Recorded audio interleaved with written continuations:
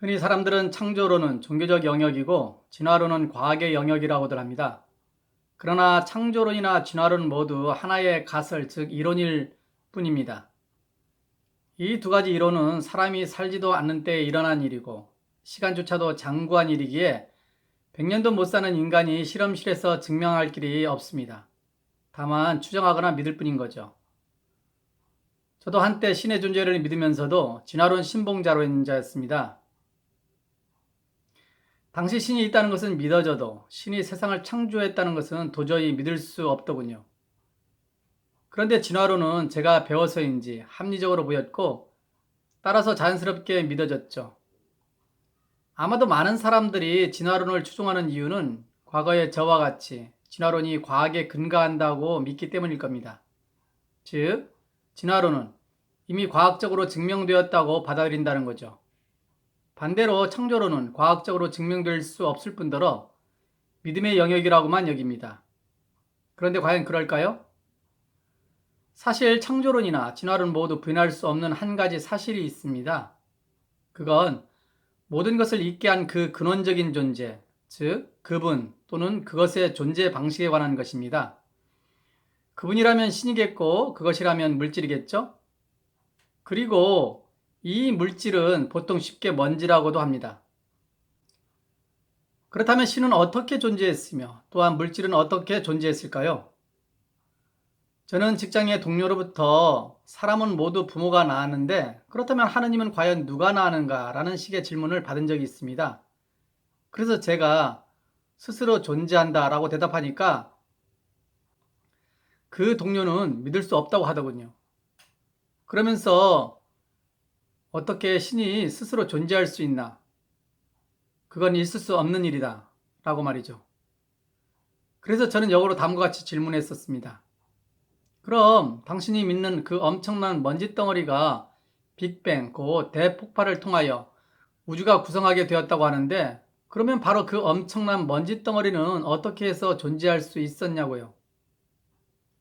그러니까 직장 동료는 그 먼지 덩어리는 원래부터 스스로 존재하고 있었다라고 하더군요. 그래서 제가 또 질문했습니다. 그럼 신은요? 그제서야 그 직장 동료는 고개를 끄덕이더군요. 만일 그 엄청난 먼지들이 스스로 존재할 수 있었다면 신이야말로 스스로 존재할 수 있는 것은 너무도 당연한 일이죠. 그런데 명백한 사실 하나는 먼지가 스스로 존재해서 신을 만들 수는 없죠. 왜냐하면 먼지는 단지 물질이기 때문이죠. 만일 먼지가 신을 만들 수 있다면 그건 이미 먼지 자체가 신이 되어버리기에 이미 논리적으로 모순이 됩니다. 따라서 스스로 존재하는 신이 먼지를 만들었다고 보는 것이 논리적으로 더 타당합니다. 우리는 먼지를 신이라고 부르지 않고 하나님을 신이라고 하는 이유가 바로 이것 때문입니다. 결국 진화론자들도 먼지덩어리가 원래 스스로 존재하였다고 믿기에 창조론자들과 마찬가지로 과학이 아닌 믿음에 근거한다는 것은 매 한 가지인 거죠. 그렇다면 이 둘 중 누구의 믿음이 더 합리적이고 신뢰할 수 있는 것일까요? 과학자들 모두가 다 인정하는 법칙 중에는 연력학 제3의 법칙이라는 게 있는데요. 이 법칙은 무질서도는 시간이 증가하는 대로 증가한다라는 것이죠. 이 법칙을 쉽게 설명하자면 이렇습니다. 여기 호박이 하나 있습니다.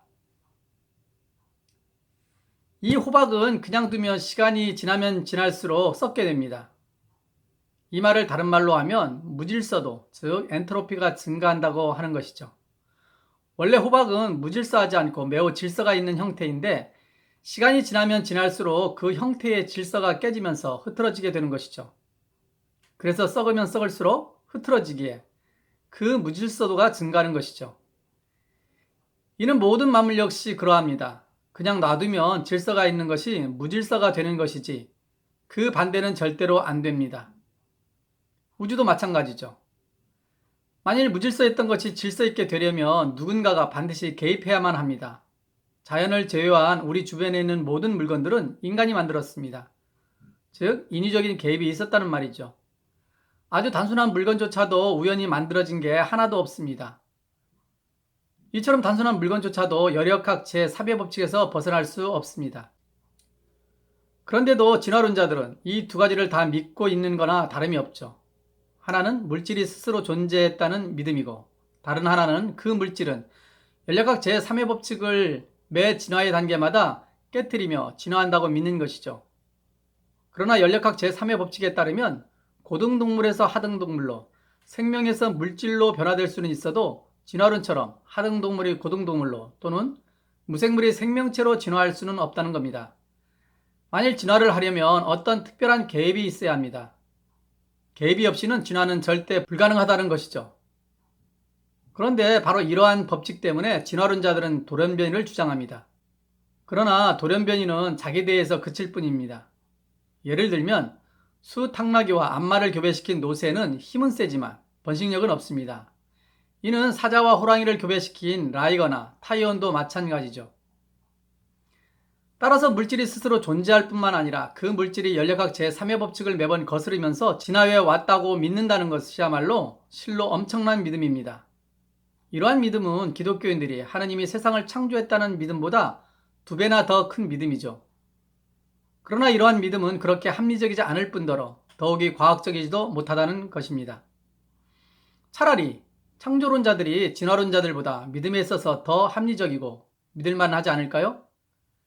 하나님이 스스로 존재한다고 믿기에 자연스럽게 열역학 제3의 법칙을 무시하지 않고 도리어 철저하게 인정하게 되는 거죠.